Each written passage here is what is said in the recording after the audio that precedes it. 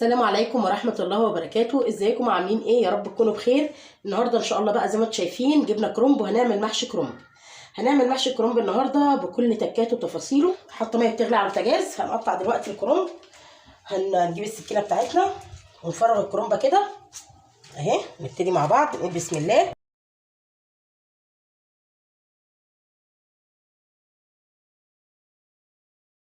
هنعين كل القلب بتاعها كده بالشكل ده اهو، شايفين بالشكل ده كده اهو، زي ما انتم شايفين بقت كلها مفرغه من جوه اهو. هعمل التانيه بقى وارجع لكم. دلوقتي كده خلاص اهو، الكرنبتين بقوا جاهزين ان انا اسلقهم زي ما انتم شايفين اهم. نروح بقى دلوقتي كده على البوتاجاز على طول عشان نسلق الكرنب بتاعنا. هنا بقى كده انا حطيت ميه لسليق الكرنب اهي وغليت تمام. هحط ايه في الميه دي؟ هحط شويه كده من الكمون، حوالي ايه نص معلقه صغيره كده او معلقه صغيره يا جماعه. وهنا كمان معلقه من السكر عشان طبعا هنخزن منه، يعني النهارده هنعمل منه كده شويه محشي وان شاء الله باقي الكرنب هخزنه تمام. ده لو مش هخزنه الكرنب ده، لو هعمله على طول هرمي ملح للميه. طيب لو هخزنه يبقى هعين الملح، هستغنى عن الملح خالص واحط بداله السكر اللي انا حطيته دلوقتي. طيب الكمون اللي احنا حطيناه ده ليه؟ عشان طبعا لو حد معاه قولون، بطني بتوجعني شويه او مغص بعد ما باكل الكرنب وكده، ده على طول بيروق يعني بيخف شويه من الحاجات بتاعت الكرنب دي اللي احنا عارفينها تمام. دلوقتي بقى على طول هجيب الكرنبه بتاعتي.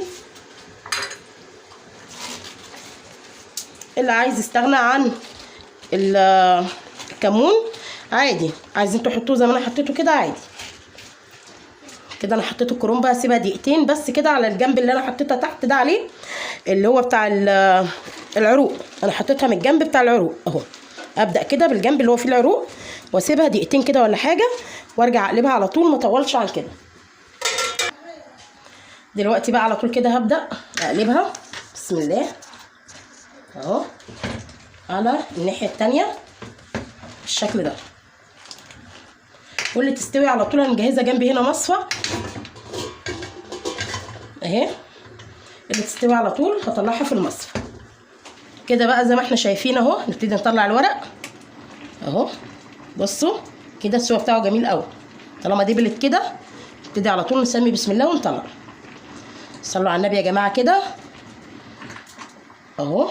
شد كده ورقه في ورقه، اللي نلاقيها لسه زي كده شويه بنسيبها اهو.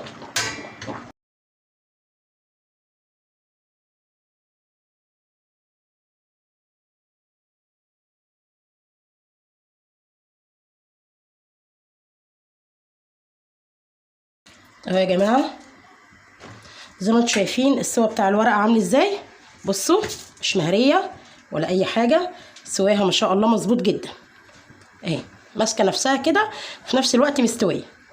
بصوا اهي، شايفين الورقه عامله ازاي ما شاء الله عليها.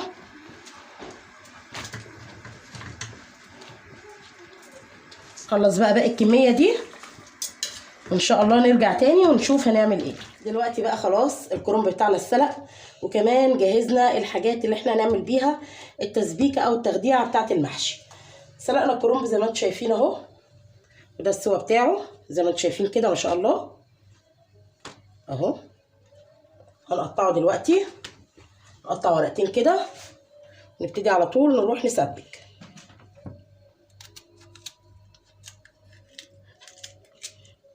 اهو. بنعين الحته الناشفه دي العرق بتاعها بتاع الورقه، وبتبقى الورقه كده بالشكل ده. هنتنيها على بعضها تاني ونلفها كده اهو، تبقى معايا كده. هقطعها بقى 2 3 على حسب مقاس الصباع اللي انت تعمليه كده اهو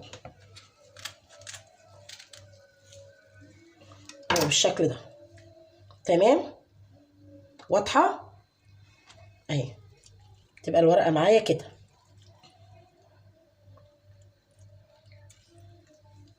بالشكل ده.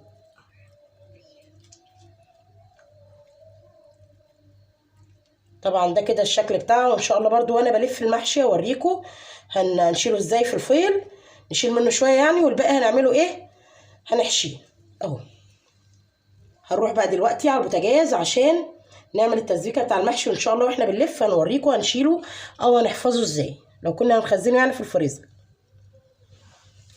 دلوقتي بقى انا معايا للتسبيكه زي ما انتم شايفين الطماطم اللي هي المضروبه على الخلاط، ومعايا بصله هنا ضربها على الكبه فرماها، وكمان الخضره بتاعتي قطعتها كده زي ما انتم شايفين، ومعايا هنا توم مع الفلفل. هنا بقى حته ليا كده هسبك بيها يعني، بتدي طعم حلو كده مع شويه زيت، بتدي طعم حلو قوي. ومعايا هنا الزيت بتاعي اللي هحتاجه النهارده، ومعايا هنا التوابل 7 بهارات او توابل مشكله، ومعايا هنا شطه عشان يبقى سبايسي شويه معايا، وفلفل اسود وكمون. تمام. وادي الرز بتاعنا النهارده اللي احنا هنحتاجه، دولت حوالي 2 كيلو رز. يلا بقى على طول على البوتاجاز ونشوف هنعمل ايه. دلوقتي كده انا حطيت حله هنا على البوتاجاز تسخن، سخنت كويس قوي. حطيت كده اللي هي اهو،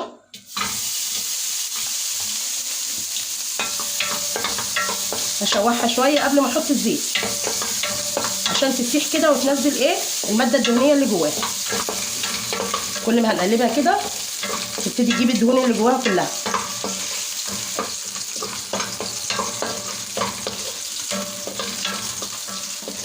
دلوقتي بقى غيرت لونها اهو ونزلت الدهون بتاعتها. هجيب الزيت بقى على طول بالشكل ده كده.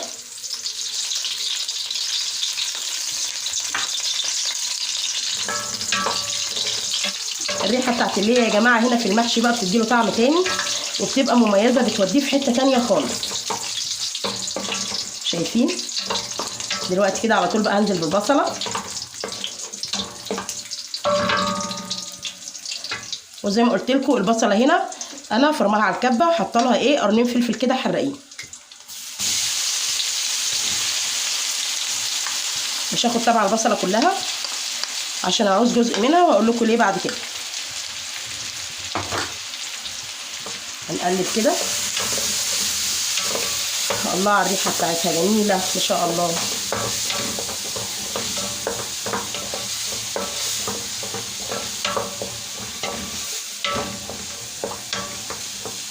افضل بقى اقلب فيها شويه كده حلوين لحد ما نلاقي لون البصله دي بدات كده تلون وتاخد لون معانا. انا مش عايزاها تحمر قوي بس تاخد لون يعني، تبقى لونها كده حلو ذهبي كده. ننزل بالثوم وبعد كده ان شاء الله بقى نشوف هنحط التوابل ونعمل ايه كمان. دلوقتي بقى شايفين اللون، لون البصل عمل ازاي اهو مع الفلفل. هو ده كده اللون المظبوط اللي احنا هنرمي في الوقت ده كده الثوم بتاعنا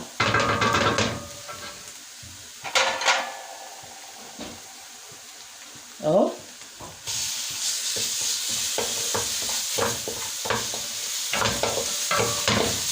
بالشكل ده كده.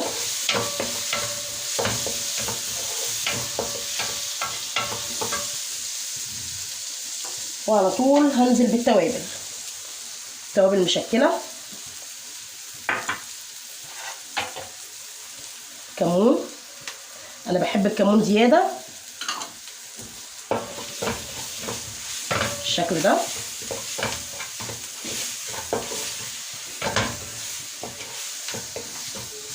يعني انا هنا في الكرنب بالذات بحب ازود الكمون، وشويه كده من الفلفل الاسود اهو،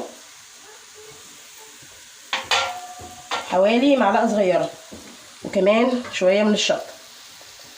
الشطه بقى حسب الرغبه، حابين تخلوه سبايسي هتحطوا شطه زياده، حاجه كده صغيره يبقى تقللوا الكميه.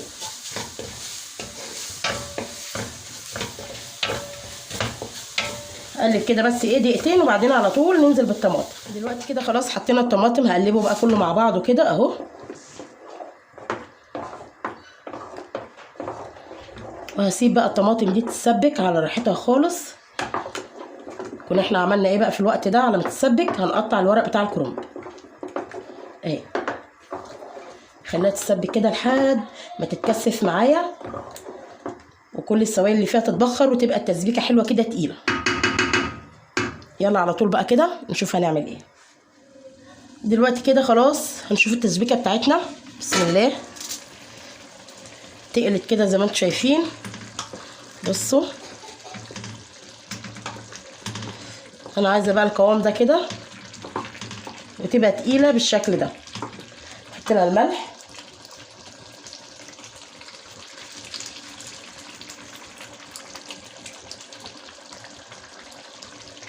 وكمان بقى هنا بحب احط لها ايه، حته بصله نيه كده ما تكونش اتحمرت يعني، ماشي. وهخلي حته عشان هعمل بيها ان شاء الله فراخ. خدت كده حته من البصله اهي حطيتها هنا عشان انا عايزاها نيه عشان بتدي طعم حلو كده مع المحشي. وهخلي باقي البصله دي عشان اتبل بيها فراخ. نقلب بقى البصله النيه اللي احنا حطيناها دي تاخد غلوه بس كده معاها، وعلى طول هنحط الرز. دلوقتي بقى كده خلاص هنحط باقي الحاجات بتاعتنا، الرز والخضره.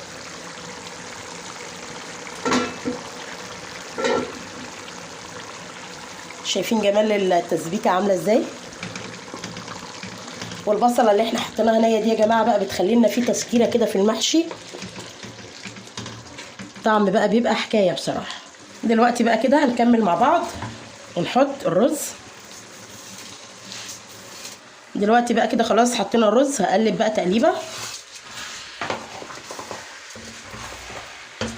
كده على طول، واحط الخضره. قلبتهم شويه كده هم زي ما انتم شايفين اهو. دلوقتي بقى هنعمل ايه،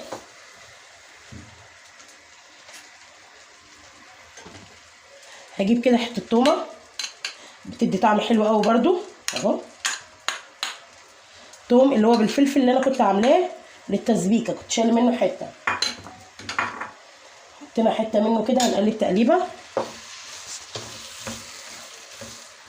وعلى طول بقى هنزل بالخضره. تمام كده. هنزل بقى بالخضره بتاعتي، انا بحب الخضره بتاعته كتيره. دلوقتي بقى كده هقلبهم مع بعض بالشكل ده كده لحد ما اخلي كل الخضره تبقى مع الرز. انا كده هطفي النار خلاص وهقلبهم بقى كلهم مع بعض بالشكل ده. دلوقتي بقى خلاص انا فضيت هنا الخلطه اللي هي بتاع الرز، الحشوه يعني اللي هي بتاع المحشي، تمام. والحله اللي انا سبكت فيها هي دي اللي انا هحشي فيها، فمش محتاجه ان انا اغسلها زي ما هي كده بالصلصه والبقيه الصلصه اللي فيها دي. هحط على طول المحشي عليها. هحط هنا بقى العروق دي كده عشان تحميل المحشي بتاعي ان هو يتلسع على النار او اي حاجه. دي لازما كده بنحطها من تحت اهو. اوزعها كده في الحله ونبتدي على طول نحشي. طبعا في الجنب التاني كده انا حطيت اللي هشيله في الفريزر، عبيته كده في الطباق الفيلم، ولسه طبعا هغلفه يعني، بس انا حطيته دلوقتي بوريهولكم ولسه هغلفه ان شاء الله في اخر الفيديو هوريهولكم مغلف. تمام. ادي الحله بتاعتي اهي، وعلى طول دلوقتي هبتدي احشي المحشي عليها. هجيب كده الورق بتاعنا اهو بالشكل ده، اقطع كده على قد بقى حجم الصباع اللي انت هتحشيه.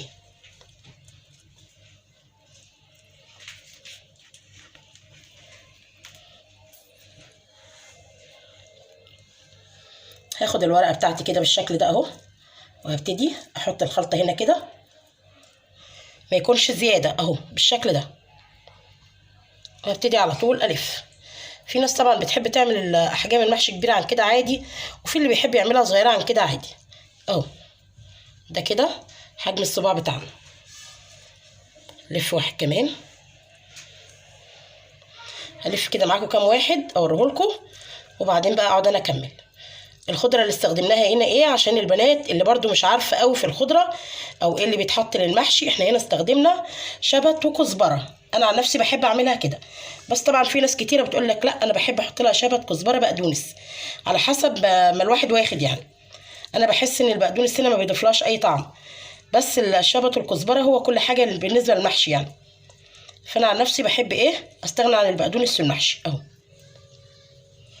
ده كده الصباع المظبوط، ولا هو كبير ولا هو صغير كده اهو. ونلف بقى كده على طول. طيب لقينا اي حته زياده زي كده بره الصباع، نروح تانيينها كده على جوه اهي. بصوا كده، ونروح مكملين لف. نعين بقى اي رز زياده بره كده على الصوابع ما نسيبهاش خالص، عشان كل ده بعد السوا بيخلي شكل الحله مش كويس خالص ولا ظريف اهو. نكمل كده الورقتين دول، وبعدين بقى نروح احنا نكمل ايه، نقعد نتربع كده بقى ونكمل باقي الحشو.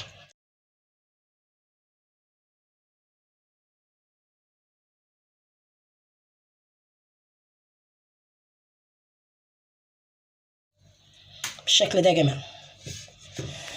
هنروح بقى نكمل باقي الحله زي ما انتم شايفين كده، الصوابع معانا شكلها حلو قوي. هنروح بقى ونكمل باقي لف المحشي بتاعنا، وبعد ما نلف الحله ان شاء الله نرجع ونشوف هنسويها ازاي. دلوقتي كده خلاص لفينا المحشي زي ما احنا شايفين بالشكل ده زي الفل اهو.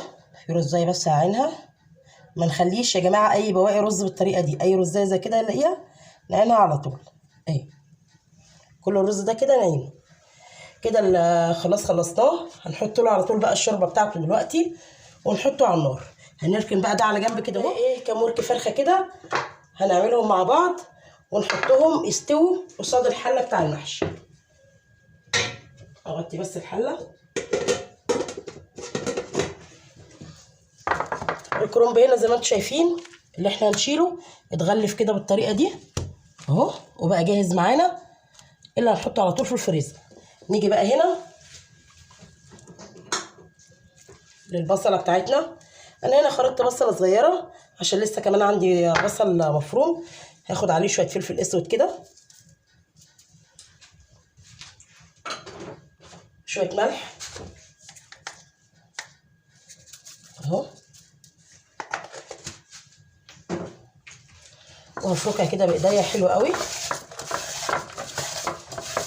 عشان تشرب من الفلفل الاسود والملح. فركتها كده كويس اهو عشان تجيب الميه اللي جوه البصله كلها وتاخد من التوابل اللي هو الفلفل الاسود والملح بالشكل ده كده. هجيب بقى شويه توابل اللي هي المشكله او السبع بهارات اللي موجوده عندك. هحط هنا كده البهارات بتاعتي بس كده، واقلبهم بالمعلقه بالشكل ده. انا اهم حاجه في الاول ان انا قعدت اقلب البصله كده مع الفلفل والملح عشان تنزل الميه بتاعتها وتاخد الملح والفلفل الاسود معايا اهو. خلاص هجيب بقى باقي الحاجات بتاعتي. هنا عندي حبتين طماطم مقطعين مكعبات، وكمان حبتين فلفل مقطعين مكعبات. هنزلهم كده بالشكل ده، هقلبهم مع بعض. دولك اللي هيبقوا الفرشه اللي في الصينيه من تحت. تمام كده اهو.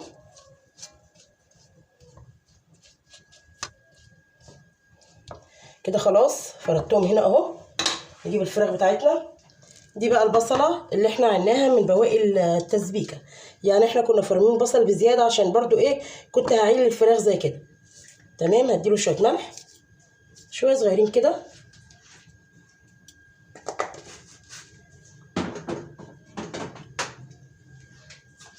وشويه من الفلفل الاسود،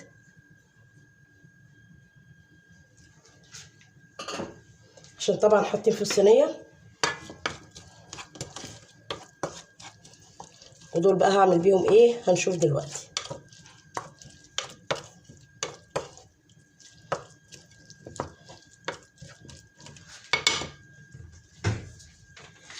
هاخد عليهم معلقه كده من التسبيكه اللي احنا كنا عاملينها للمحشي بالشكل ده.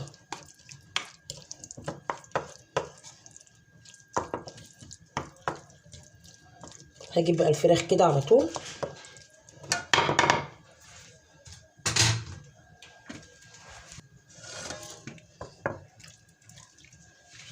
اهو. هاخد بقى كده من جوه الجلد زي ما انتم شايفين الفراخ دي احنا غسلينها ونقعينها مخلينها زي الفل زي ما انتم شايفين. نحط بقى كده من التتبيله الحلوه دي جوه الجلد كده. الفراخ دي بقى لما بتستوي كانها مشويه، احنا هنعملها على البوتاجاز من فوق، ولما تستوي الحمد لله كده ونلاقيها استوت هنروح مدخلينها في تحت الشوايه تاخد لون بسيط. اهو طماطم، الحاجات الجميله، التتبيله بتاعتنا كلها كده بالشكل ده اهو.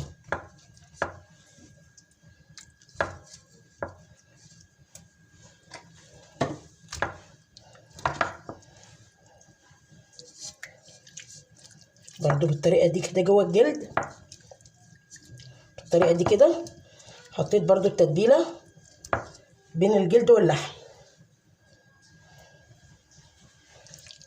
هنقلبها كده بالشكل ده اهي.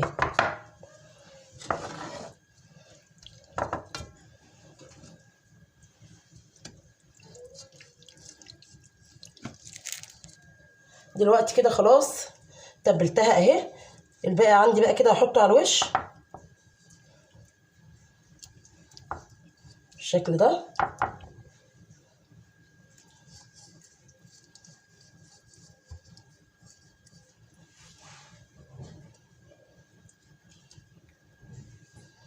وعلى طول دلوقتي بقى نحطها على البوتاجاز. خليكم معانا ان شاء الله، نروح على البوتاجاز كده واحنا بنسويهم هنوريكم. تتبيله خطيره يا جماعه، والطعم حكايه بقى زي ما بيقولوا.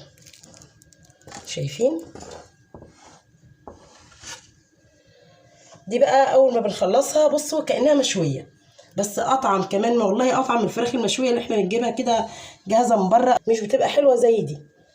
هنا بقى خلاص اهو انا حطيت المحشي على النار وولعت عليه البوتاجاز، وكمان في الناحيه التانيه هنا الصينيه بتاعه الفراخ. وادي الشوربه بتاعتنا، انا حاطه لها صلصه كده من التسبيكه اللي احنا كنا مسبكينها، فعشان كده هلاقي على وشها بصل وحاجات جميله كده من بتاعه التسبيكه. على طول بقى كده هنبتدي نشرب بيها المحشي.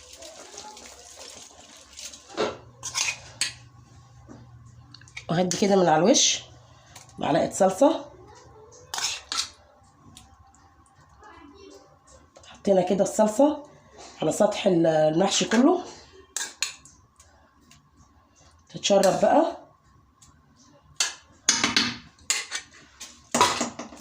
وكل ده ياخد من بعضه، وبالهنا والشفا طبعا للي يجربها واللي هياكل.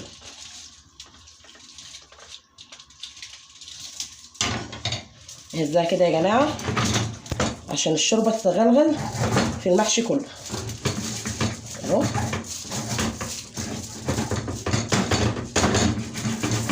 شايفين احنا هنا ما عطيناش شوربه للاخر، لازم الشوربه تبقى باينه تحت الصباع الاخير. يعني احنا هنكشف هنا اهو، بصوا الشوربه اهي تحت الصباع الاخير اللي هو فوق ده، تمام اهي. هغطي بقى الحله ونسيبها تتشرب.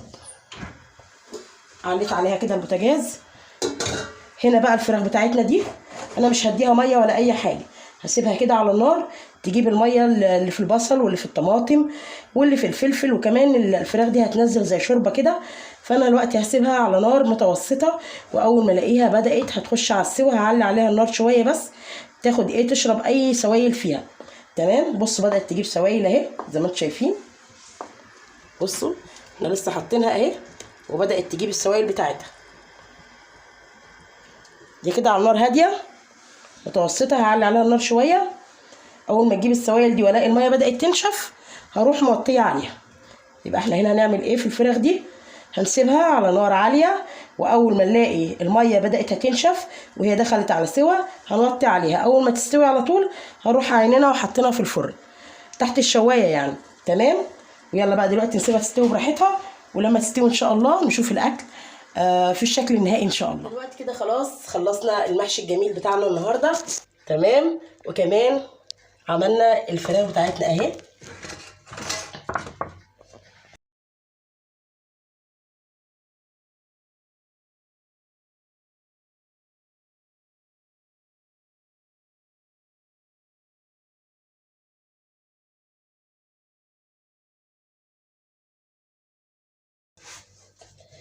طبعا الصينيه دي احنا عملناها ازاي؟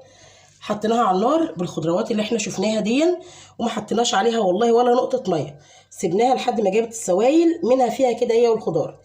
اول ما جابت السوائل اللي في قلب الفراخ على نار هاديه طبعا، وبعد كده علينا عليها النار عشان كل السوائل اللي جابتها دي تنشف طبعا مع بعض. بعد ما نشفت وبدات تنشف كده، رحنا موطيين النار وطفينا عليها بعدها بتاع 10 دقايق كده اهو، ورحنا على طول مدخلينها في الشوايه يا دوبك تحت الشوايه شويه لحد ما بقت باللون ده. تمام. وادي المحشي وادي الفراخ.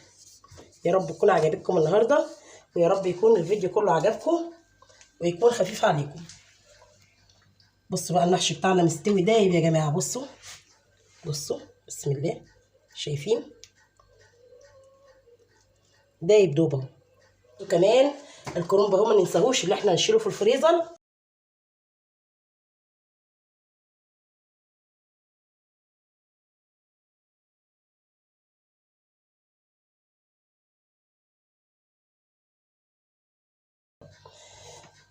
يلا بقى يا رب الفيديو يكون عجبكم، ما تنسوش اللايك والشير والسبسكرايب للقناه عشان يوصلكم كل جديد. اشوف وشكم على خير واسيبكم في رعايه الله.